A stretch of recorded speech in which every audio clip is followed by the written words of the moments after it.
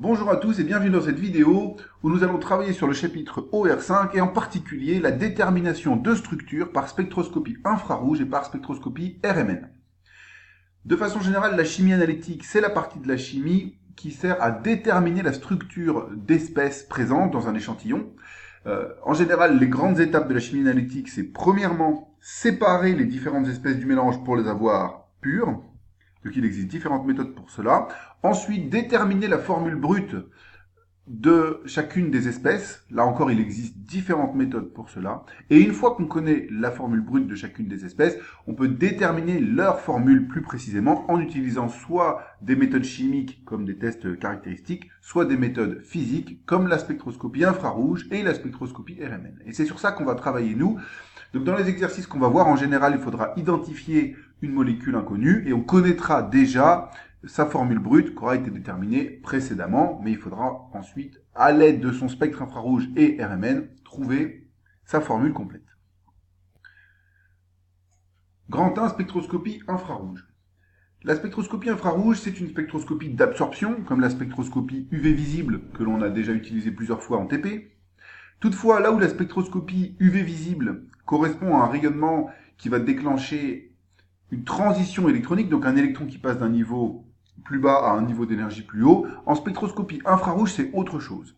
On est sur une gamme de longueur d'onde qui est située entre 2500 nanomètres et 20 000 nanomètres, donc une gamme de longueur d'onde plus grande que le visible, et ça correspond à l'absorption d'énergie par la molécule pour faire vibrer ces liaisons. L'intérêt, c'est que chaque type de liaison va avoir plusieurs vibrations, y compris certaines vibrations bien caractéristiques à certaines longueurs d'onde, qui vont nous permettre d'identifier la présence de la liaison. Concrètement, si dans le spectre on voit que la molécule a absorbé exactement à telle longueur d'onde, eh ben c'est qu'il y a forcément cette liaison qui est présente. Expérimentalement, un spectre infrarouge, cela ressemble à ça. On a en ordonnée le pourcentage de transmission, que l'on appelle aussi la transmittance, et qui est l'intensité du rayon incident divisé par l'intensité du rayon émergent de l'échantillon. Donc c'est une échelle où il faut comprendre que si on est à 100%, ça veut dire que la molécule n'a rien absorbé, et quand on descend en pourcentage de transmission, ça veut dire que la molécule a beaucoup absorbé. Et en abscisse, on n'a pas vraiment la longueur d'onde, on a à la place le nombre d'ondes, qui est l'inverse de la longueur d'onde, et qui est mis souvent en centimètres moins 1, qui en général va de 500 à 4000 dans un spectre infrarouge classique. On voit que le spectre a de nombreuses bandes, donc ça peut sembler difficile de l'interpréter complètement. Et du coup, pour simplifier son interprétation, on va uniquement s'intéresser, quand on va analyser un spectre infrarouge, aux bandes qui sont particulièrement élevées en nombre d'ondes. En général, on fixe la limite vers 1500 cm-1. Et on va s'intéresser uniquement aux bandes qui ont un nombre d'ondes supérieur à 1500 cm-1. Alors pourquoi? Parce qu'il existe deux règles qui permettent de comprendre un peu la valeur du nombre d'ondes d'une bande d'absorption. Et ces règles sont celles-ci. Première règle, plus un atome est léger, plus les deux atomes qui forment la liaison sont légers, plus le pic d'absorption correspondant à leur absorption en infrarouge aura un haut nombre d'ondes. Et c'est pour ça que les liaisons CH, OH ou encore NH ont des nombres d'ondes particulièrement élevés, environ en général autour de 3000 cm-1, jusqu'à 3500 des fois. Donc toute cette zone-là, en général autour de 3000 cm-1, ce sera que des liaisons avec de l'hydrogène, parce que l'hydrogène est très léger, et donc c'est des liaisons qui vibrent et qui absorbent à un nombre d'ondes élevé. Deuxième règle, plus une liaison est forte, plus le pic d'absorption correspondant aura aussi un haut nombre d'ondes. Et c'est pour ça qu'on trouve, au-delà de 1500, en général entre 1600 et 1800 cm-1, on va trouver des liaisons particulièrement fortes qui sont les doubles liaisons. Double liaison CC, double liaison CO, double liaison CN. Elles ont en général des nombres qui sont autour de 1700 cm-1. Alors c'est important de retenir ces deux règles pour un peu pouvoir comprendre les résultats qu'on obtient dans un spectre infrarouge. Première règle, plus un atome est léger, plus ça va vibrer haut, et en général les liaisons avec l'hydrogène c'est autour de 3000. Et deuxième règle, quand on a une double liaison, comme elle est plus forte, elle vibre un peu plus haut en nombre d'ondes que les autres, c'est pour ça qu'on est entre 1600 et 1800. Il faut retenir ces deux domaines. Alors ce spectre que j'ai montré là, c'est en fait le spectre de la molécule A, de la première application du TD, et on va pouvoir l'analyser pour essayer de voir du coup dans cette molécule quelles sont les fonctions que l'on peut reconnaître grâce au spectre infrarouge. Toute la zone comprise entre 500 et 1500, qui est donc plus difficile à analyser, on l'appelle l'empreinte digitale de la molécule. Concrètement, on l'utilisera jamais, sauf si vous avez un spectre de la molécule qui est donné, et que vous pouvez comparer directement les deux empreintes digitales pour voir si elles sont identiques. Sinon, on ne peut pas vraiment exploiter avec précision cette partie-là. Par contre, si je regarde ce spectre, je vois donc que j'ai ici une bande qui est vers 1700, hein. Donc ça veut dire qu'il va y avoir une double liaison. Et si je regarde en détail ensuite dans une table de spectroscopie infrarouge, je verrai que quand on est à 1700 cm-1, en général, c'est une double liaison CO. Mais bon, ça peut être plus compliqué que ça. Il faut ensuite vérifier sur la table quel type de double liaison. Et puis ici, on voit qu'on a une large bande qui va au-delà de 3000, presque jusqu'à 3400 là. Alors quand on a une énorme bande comme ça, très très large, ça veut dire qu'il y a des liaisons OH qui font des liaisons hydrogènes. C'est le fait de faire des liaisons hydrogènes va faire que la force de la liaison OH va être relativement variable, et donc le nombre d'ondes à laquelle elle absorbe va être également relativement variable, et sur une collection de beaucoup de molécules, on va finalement avoir une énorme patate, là, une énorme bande qui en général absorbe autour de 3100, 3200, mais s'étend très loin à gauche et à droite. Donc ça, si vous avez une énorme bande comme ça, vers 3100, 3200, c'est qu'il y a des liaisons OH. C'est quasiment sûr. Attention pour les liaisons NH qui font aussi des liaisons hydrogènes. Il y aura aussi une grosse bande, mais en général, elle est un peu plus décalée. Donc, vous pourrez retrouver tout ça avec la table, évidemment, qui est fournie en général. Ce qu'il faut voir aussi, c'est qu'il y a des petites bandes en plus de cette grosse bande. On voit des petites bandes très fines là. Alors ça correspond aux liaisons CH. En général, on ne les analyse pas, mais il ne faut pas être surpris par ces petites bandes en plus. C'est les liaisons CH qui sont vers 3000. Et puis, si on avait vu une liaison CC, voilà, la liaison CC en général, elle est un peu plus basse que la liaison CO, elle est vers 1650 et pas vers 1500. Bon, ça, c'est pas obligé de retenir par cœur ce genre de détails. Ce qu'il faut retenir par cœur, c'est que dans cette zone-là, si vous voyez une bande intense vers 1700, c'est qu'il y a une double liaison. Après, il faut trouver laquelle grâce aux tables de données. Et s'il y a une énorme bande comme ça, eh bien, c'est qu'il y a une liaison OH qui fait des liaisons hydrogènes. Alors évidemment, ça ne nous permet pas complètement de connaître la formule de la molécule. Ça permet juste de savoir qu'il existe une double liaison CO et qu'il existe une liaison OH et des liaisons CH. Pour avoir plus d'informations sur la formule de la molécule, il va falloir utiliser l'ARMN, et c'est la deuxième partie de ce chapitre.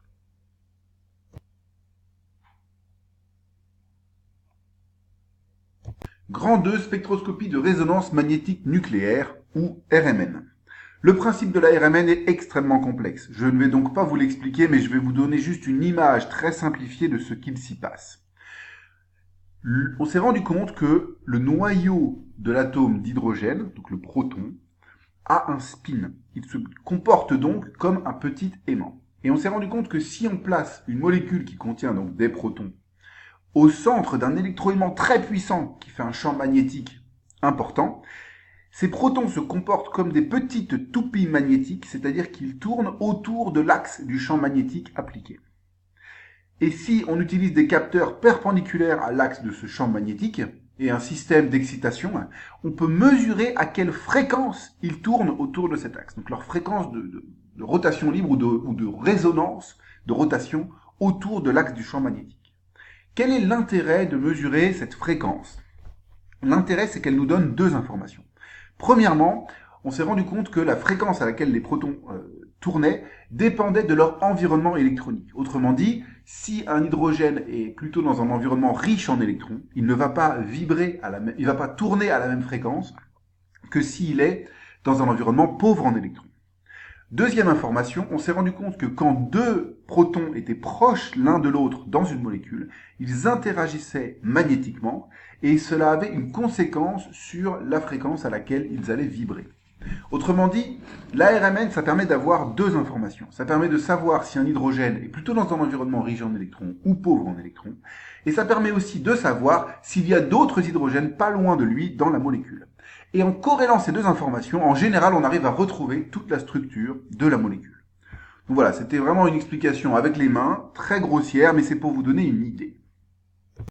Sur un spectre RMN, on va trouver des pics qui correspondent à des fréquences de rotation des spins des protons en fonction d'une grandeur qu'on appelle le déplacement chimique. Et le déplacement chimique, c'est la variation entre la fréquence de résonance du proton et la fréquence de résonance d'un proton qu'on va considérer comme la référence.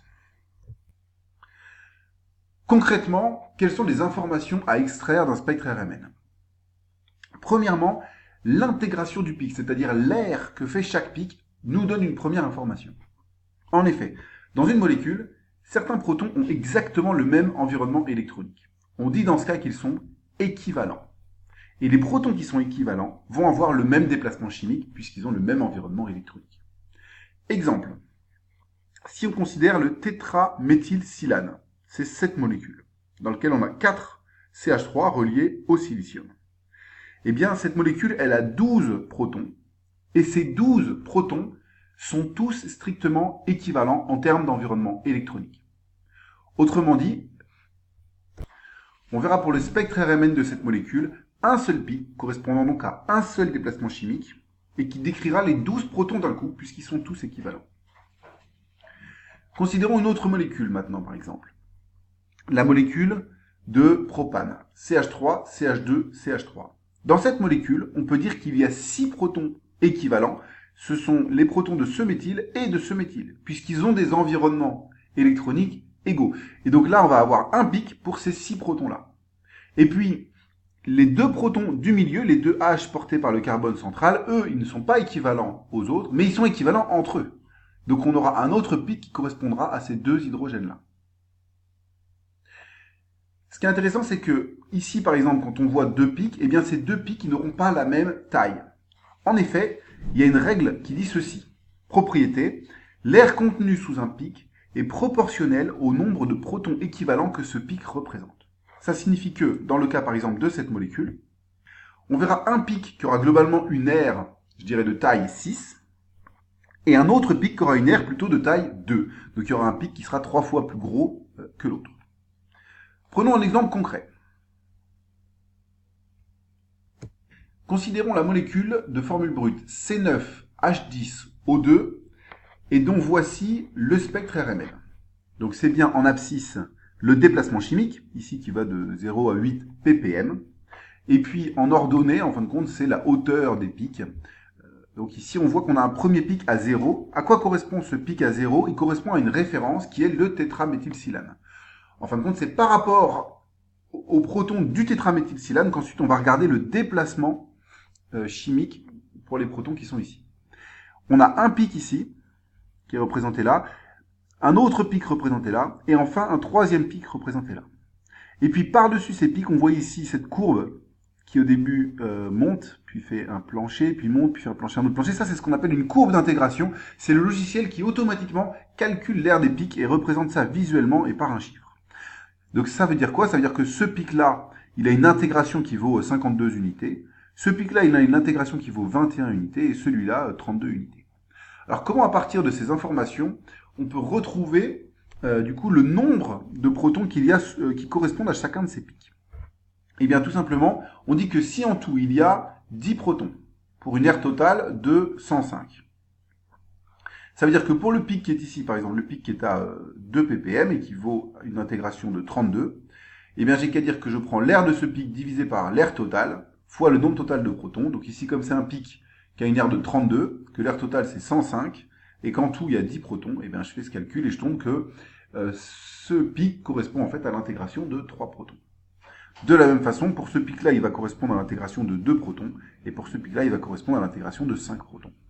Autrement dit, je sais que dans la molécule, il existe 3 protons équivalents, 2 protons équivalents, et 5 protons équivalents qui correspondent à ces pics-là.